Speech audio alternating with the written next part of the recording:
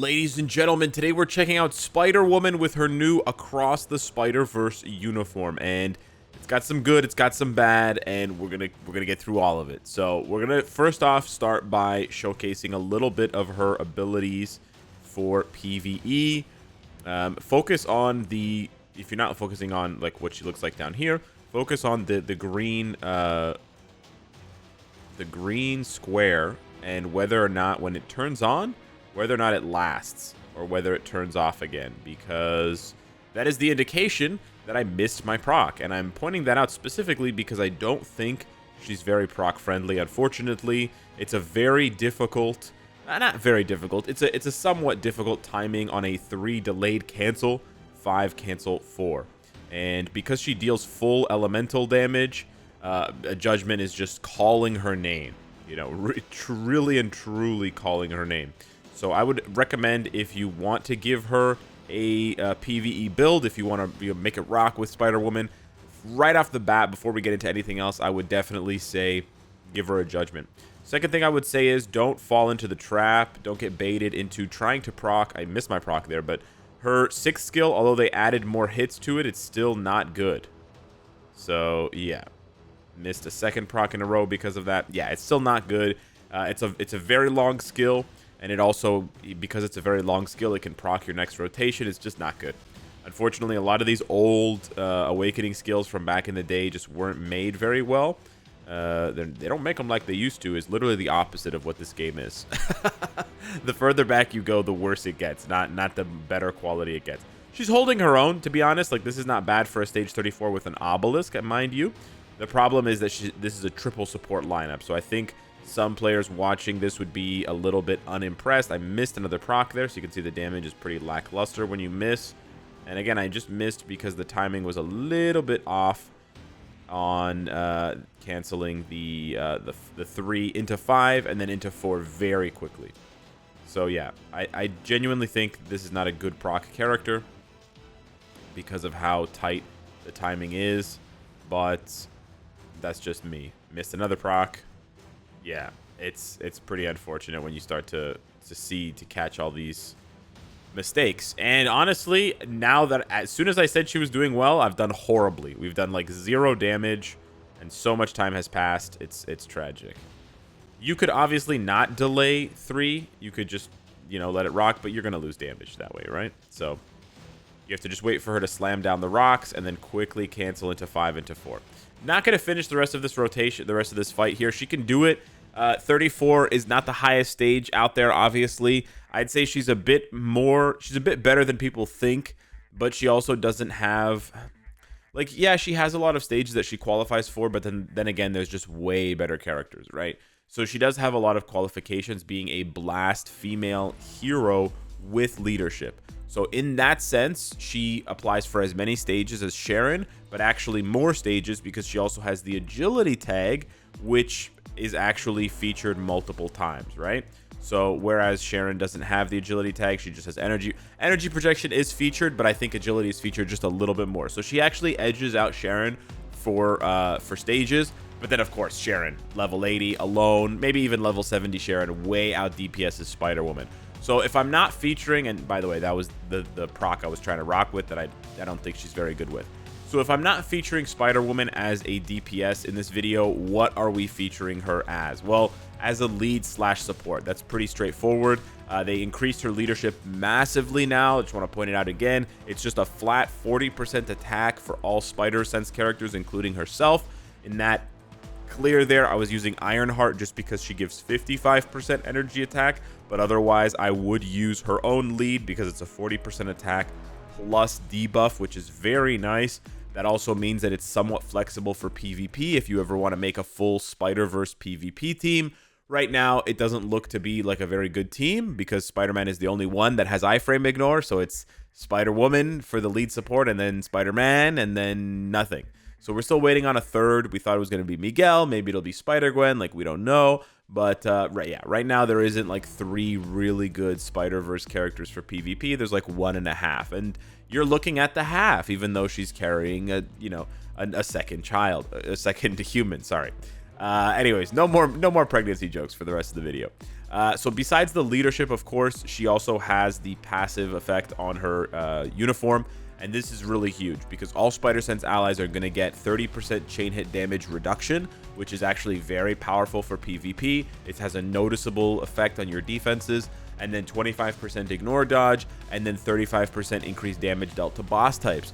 So she essentially becomes sort of like Sif for PvE and sort of like Agent Venom for PvP. Not quite as strong as either one of those for their respective typings. Sif for combat types, Agent Venom for the symbiotes, because she doesn't have an artifact that further enhances those abilities, but it's sort of a mixture of the two, which I actually kind of like, right? Stronger leadership than Agent Venom, a bit more offensive support passives than Agent Venom, but fewer defensive ones. But that is still very, very good. And if we were to ever get a more dedicated Spider-Verse, scenario for PvP, she'll certainly be one of the things, one of sort of the linchpins of that team up, really holding things together. But yeah, as it stands right now, it's not very likely that Spider-Verse is going to take off for PvP because we really only have Peter here holding it down. Everybody else is either mediocre or just not, they don't have enough stats, right? And you certainly need the stats for PvP, and speed types struggle. However, there's another aspect of this, right? I said she has abilities, she has buffs, she has support abilities for PvP, and they're also for PvE.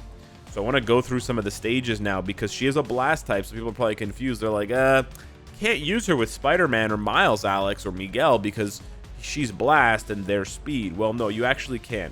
Because if you go a little bit higher, you're going to hit the agility stage. So from 40 to 44, you can actually take advantage of her buffs and everybody else's, because you can see all the Spider-Verse gang is here. You got Chasm, you got Spidey, you got Miles, right? You got the whole shebang. So that's really nice. You can also pair her with White Fox, which means she goes like the shit goes brazy, like absolutely insane. You could even do something like this to take advantage of her leadership. So there's a lot of flexibility here. If you like the Spider-Verse characters, you already have Spider-Man tier 4, you're planning a tier 4 Miguel or whatever, or sorry, Miles, you have tier 3 Miguel. I think she's a fantastic support because it's not just that stage of Null, you also have stage 39 of Mephisto, where you have the leadership tag. So wherever the leadership tag shows up, you can also use them in tandem with one another, because again, they all have that leadership ability, right? So you can come in here and you can do something like this. Again, same sort of scenario, or you can do something like this, right? So a lot of flexibility. For Ultron, I believe there isn't a stage that they sort of land on together, because you're looking for either agility, or you're looking for leadership, or you're looking for just hero. They're usually low stages, but yes, of course. Also, if you just go to human or hero, they do also intersect there. So she is available for to buff them on those stages. She just won't be available on stages that are male only, or of course female only. But hold that thought. You also have this stage of Gore, so the leadership, again, a leadership stage of Gore, and then I believe there's also, no, there isn't an agility stage of Gore, but there is another stage here for Jean. You do have agility for Jean here, which is nice, and then you also have, no, that's not going to work, but then for Kang, newly minted, you also have a leadership stage. So there's actually quite a lot of stages where they all intersect, but there is one more that we're forgetting, female. And I just sort of spilled the beans on that one. But yes, female stages will work, not for any of the current Spider-Verse characters that got upgrades, but of course for Spider-Gwen. So for those of you who are big Spider-Gwen fans, you could consider getting this uniform ahead of time, because she'll become the de facto lead for Spider-Gwen, assuming Spider-Gwen's lead doesn't become very strong, because right now obviously it's absolute garbage, hot garbage. But yeah, a team like this becomes very powerful because Spider-Woman is leveraging so many extra buffs for Spider-Gwen. And again, assuming Spider-Gwen doesn't get a lead of her own. But right now, the only other option would be something like Wave. So I know Spider-Woman is a bit more expensive than Wave if you don't already have her, because she's a premium character. But it's something to keep in mind because, you know, female hero, that sort of thing, all of those intersect. And so she ends up having a lot of opportunities, either through agility or through leadership or through female, to buff the rest of the Spider-Verse characters. But that's basically what it comes down to. I don't think she has any relevance for PvP as far as being a standalone character. Again, with the way that PvP is nowadays, it's hard to bring in a character that doesn't do anything but buff. And we've seen the decline of characters like Colossus. We've seen the decline of characters like Molecule Man because it just can't compete with 3 strong tier 4s. Now, she does have penetration. She does have a 7-second 50% penetration. So unlike Miguel, she does have more buffs available to her. She doesn't have iframe ignore, which sucks. But she does have more buffs. So you could, if you wanted to build her for PvP, genuinely, you'd probably go with something like an Authority, a Mighty, or a Brilliant Authority to give her a lot of damage reduction, because that's kind of what she's missing here. She has a little bit of it. She has 25%, but not quite enough. I don't think a regen is going to work at all for her, but it could be a budget option if you don't have anything else. And then I guess maybe an egg could work. She doesn't have a lot of base healing. She only has 15%. So yeah, I'm a little bit skeptical about that as well, but she certainly functions as an amazing lead / support for the rest of the Spider-Verse characters. And genuinely, I'm hoping to use her in a future video in Otherworld Battle, featuring 4 other Spider-Verse characters once we see maybe what happens with Gwen. And then we can take Spider-Man for a spin with some of his friends and see how strong that sort of turns out to be. Who knows? Might be good, might be really trash, but yeah, part of this game is having fun, not just going with the absolute meta. So yeah, I wouldn't say this uniform is a must-have unless you're a big-time Spider-Verse player, unless you really want the Spider-Verse part of your roster to be super jacked. But just keep in mind that she has a lot of opportunities to buff Miles, Miguel, Peter, and Gwen Stacy in the game. So yeah, hit me up in the comments down below. Let me know what you think of Spider-Woman. Thank you so much for watching, and I'll see you in the next one. Take care.